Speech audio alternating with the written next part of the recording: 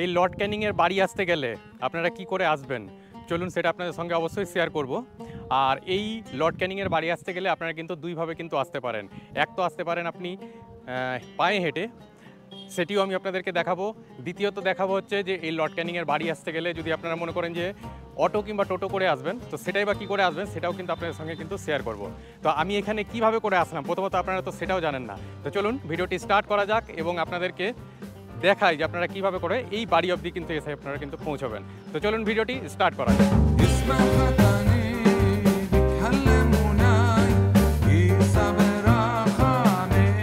কলকাতা থেকে সহজেই লর্ড ক্যানিংয়ের বাড়ি আসতে হলে আপনাদের প্রথমত চলে আসতে হবে শিয়ালদার সাউথ সেকশন থেকে ট্রেন ধরে নিয়ে ক্যানিং স্টেশন অবধি।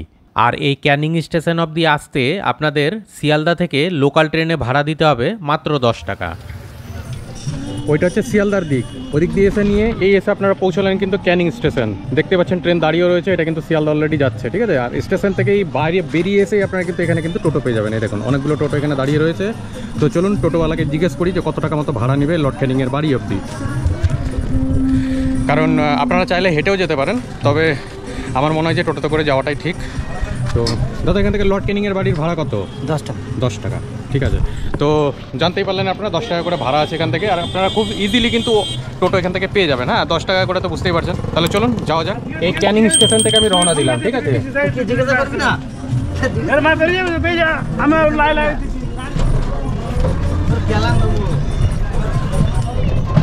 যেখানে 10 টাকা ভাড়া, তার মানে বুঝতে পারছেন সময় কিন্তু খুব বেশিক্ষণ কিন্তু লাগবে না, ঠিক আছে। তো আপনারা সবসময়ের জন্য চেষ্টা করবেন টোটোতে করে যেতে, কারণ ভাড়া বুঝতে পারছেন 10 টাকা, তাহলে আননেসারি হেঁটে সময় নষ্ট করার তো কোনো মানেই হয় না, এনার্জিও লস করার কোনো মানেই হয় না। তো আপনারা যখন আসবেন অবশ্যই কিন্তু টোটোতে করেই কিন্তু যাওয়ার চেষ্টা করবেন। এই যাওয়ার পথে আপনারা কিন্তু এই স্কুলটা কিন্তু দেখতে পেয়ে যাবেন, Canning David high school, Canning David Sassoon high school, ঠিক আছে। এটা দেখতেই পেলেন। আর এই স্কুলের জাস্ট পাশে রয়েছে কিন্তু এই লর্ড ক্যানিংয়ের বাড়ি। আর এইরকম ধরনের একটা মোড় রয়েছে, আপনার ওদিকটায় যাবেন না, আপনারা কিন্তু টোটোটা আপনাদেরকে ঘুরিয়ে এদিক দিয়ে কিন্তু নিয়ে যাবে, ঠিক আছে।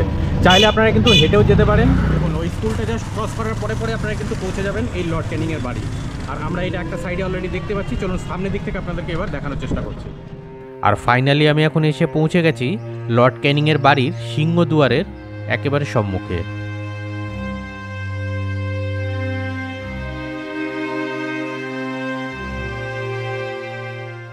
দক্ষিণ 24 পরগনা জেলার মাতলা নদীর তীরে লর্ড ক্যানিং ভারতবর্ষের শেষ গভর্নর জেনারেল ও প্রথম ভাইসরয় 1856 থেকে 1862 সালের মধ্যে একটি অট্টালিকা নির্মাণ করেন, যেটি ক্যানিং হাউস নামে পরিচিত।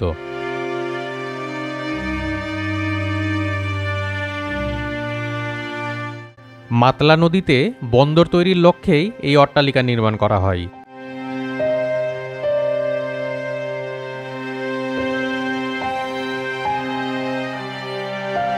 এই অট্টালিকাটি নির্মাণের সময় ক্যানিং সাহেব কয়েক দফায় কিন্তু এখানে থেকেছিলেন।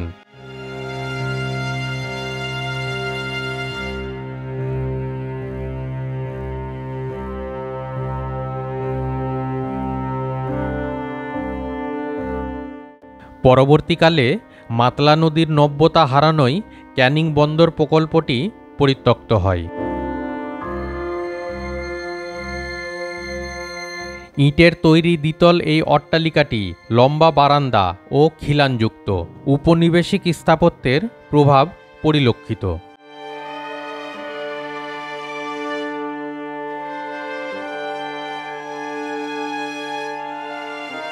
প্রথম তল থেকে দ্বিতীয় তল ওঠার জন্য রয়েছে একটি প্রশস্ত কাঠের সিঁড়ি।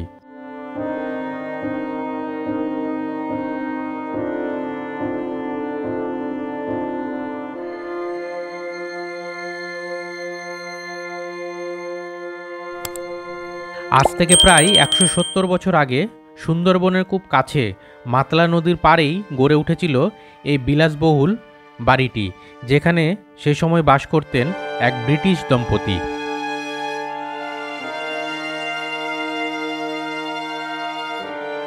ভদ্রমহিলা ছিলেন একজন ইংরেজ আমলের বিখ্যাত চিত্রশিল্পী। তার চিত্রকলার জাদু আজও শোভা পায় সুদূর ইংল্যান্ড সহ নানা দেশ বিদেশের জাদুঘরে।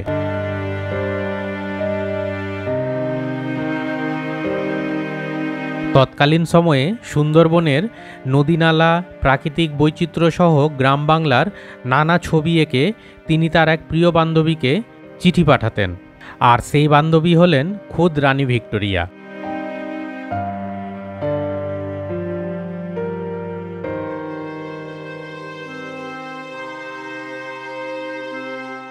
আর সেই চিত্রশিল্পী ভদ্রমহিলার শ্বশুর ছিলেন ব্রিটেনের প্রধানমন্ত্রী, আর তার স্বামী হলেন লর্ড ক্যানিং।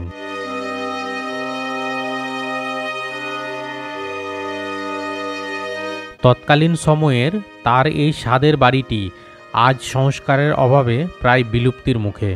বাড়িটি থেকে এখন হারিয়ে গিয়েছে লর্ড ক্যানিংয়ের প্রায় সমস্ত রকমেরই স্মৃতিচিহ্ন। বাড়িটির সামনে ছিল সিংহদুয়ার, কিয়ারি করা ফুলের বাগান, আজ প্রায় সবটাই অতীত।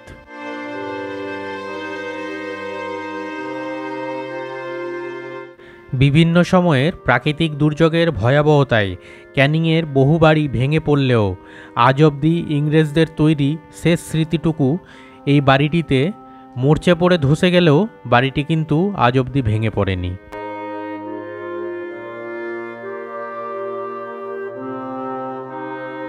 শোনা যায় 1962 সালে ক্যানিংয়ের জয়দেব ঘোষ মুম্বাইয়ের এক কোম্পানির কাছ থেকে এ বাড়িটি কিনে নিয়েছিলেন। এই ঘোষ দম্পতির ছেলে বরুণ ঘোষ এই সুবিশাল বাড়িটির সেইভাবে করে রক্ষণাবেক্ষণ কিংবা পরিচর্যা কোনোটাই করতে পারেননি।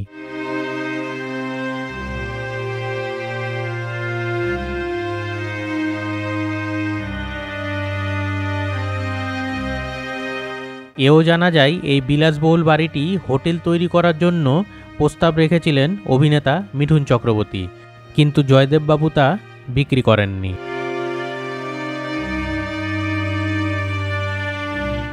এই লর্ড ক্যানিংয়ের বিলাসবহুল বাড়িটির ভেতরের অংশ বেশ কিছু আপনাদের দেখানোর চেষ্টা করেছি।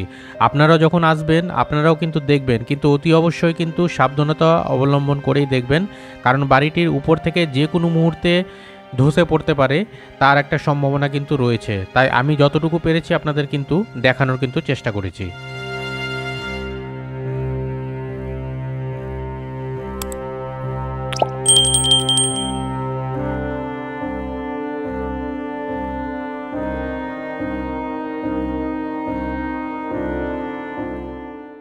সুন্দরবনে যদি আপনারা আসছেন সেদিন হয়তো আপনাদের কাছে সময় থাকবে না, তবে যেদিন আপনাদের ট্যুর কমপ্লিট হচ্ছে সেই দিন কিন্তু আপনাদেরকে এই ক্যানিংয়ে এসে ড্রপ করা হবে, মানে স্টেশনের কাছে মোটামুটি ধরে নেন বিকেলের দিকে। আর সেই সময় কিন্তু আপনারা এসে ঘুরে দেখে নিতে পারেন এই লর্ড ক্যানিংয়ের বাড়িটি।